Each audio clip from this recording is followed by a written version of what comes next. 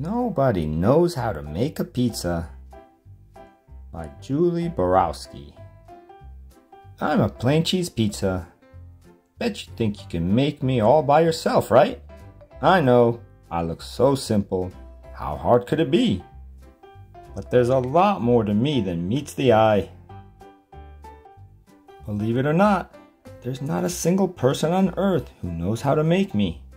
Not even the smartest person on the planet could do it. I know what you're thinking.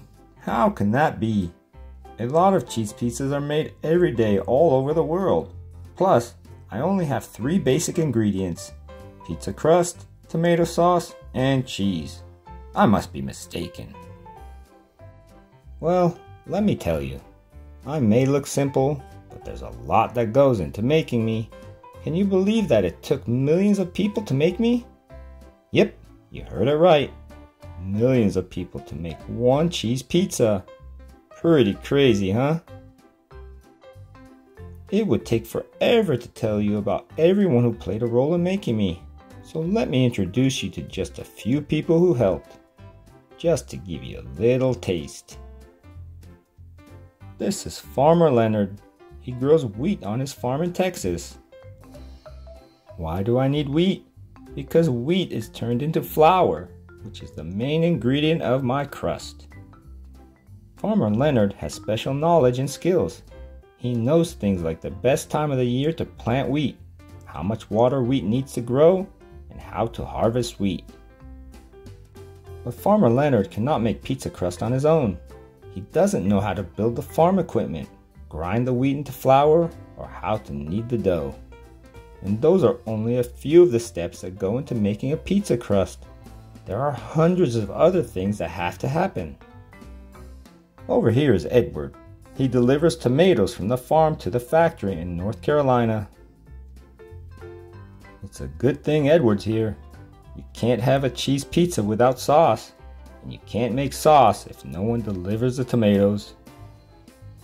Edward has special knowledge and skills. He knows how to load the truck, drive safely, and which roads to take to get to the factory. But Edward cannot make tomato sauce on his own.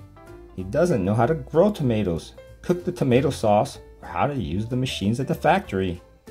And those are only some of the things that need to happen. This is Mrs. Reed. She works at the cheese factory in Wisconsin. Mrs. Reed is important. Without cheese, I wouldn't be much of a cheese pizza. I'd just be sauce on bread. Mrs. Reed's job is to cut the cheese.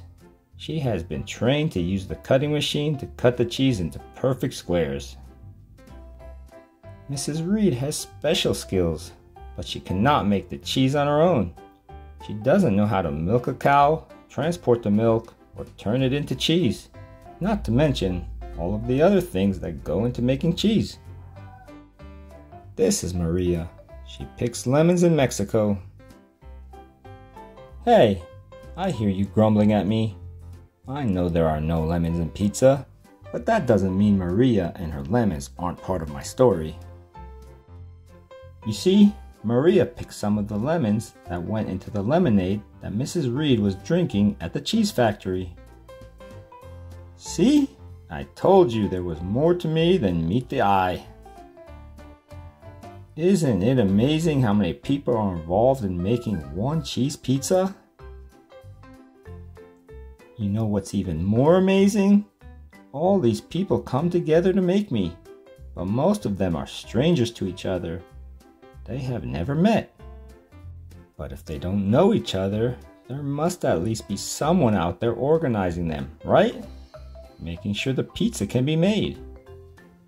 Nope, I was created without any central planners. There was no pizza king in charge, forcing everyone to do their part. So why did they do it? Money. People work for money. It's a great motivator. The money they earn allows them to buy the things that they want and need. Which may be a ton of cheese pizzas. Or not. Did you know some people don't like pizza? The most important thing is that everyone is free to choose what they want to do. When people have freedom, they work together to create amazing things that make the world a better place. Like me.